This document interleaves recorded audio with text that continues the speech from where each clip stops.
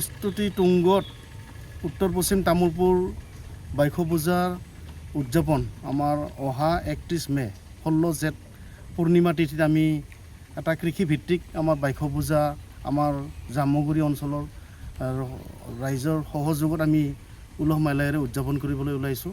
আৰু এই পূজাভাগ আমি সকলো ৰাইজৰ আমাৰ জাতীয় এটা উৎসৱ, যিটো উৎসৱৰ জৰিয়তে আমি আমাৰ খেতি বাতি সেইদিনাৰ পিছতে আৰম্ভ কৰিম আৰু আমাৰ যিখিনি মানে সমাজৰ অপশক্তিসমূহ নিৰ্মূল কৰাৰ কাৰণে আমি নেদেখাজনৰ আয়া বাইশৰ ওচৰত আমি প্ৰাৰ্থনা জনাম।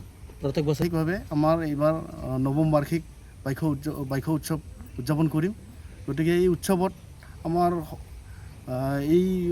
আমাৰ বিভিন্ন ধৰণৰ বিশিষ্ট ব্যক্তিসকলৰ উপস্থিত হ'ব। গতিকে ইয়াত 43 নং তামোলপুৰ বিধানসভা সমষ্টিৰ আমাৰ সন্মানীয় বিধায়ক বিশ্বজিৎ দৈমাৰী তথা তেওঁ যোৱা অসম চৰকাৰৰ বিধানসভাৰ প্ৰাক্তন অধ্যক্ষ আছিলে, তাৰ লগতে 44 নং গড়েশ্বৰ সমষ্টিৰ সন্মানীয় বিধায়ক ভিতৰ কুমাৰ দাস, উপৰিও আমাৰ 26 নং দৰংগাজুলি সমষ্টিৰ MCLA তথা PTCৰ উপাধ্যক্ষ বিজিতগড় নাৰ্জাৰীও আমাৰ মাজত উপস্থিত হয়।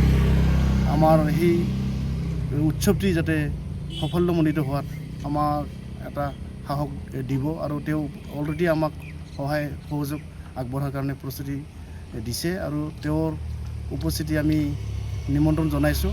গতিকে আমাৰ সেই উৎসৱটি উলহ মালহেৰে আমাৰ উদযাপন হ'ব বুলি আমি আশাবাদী।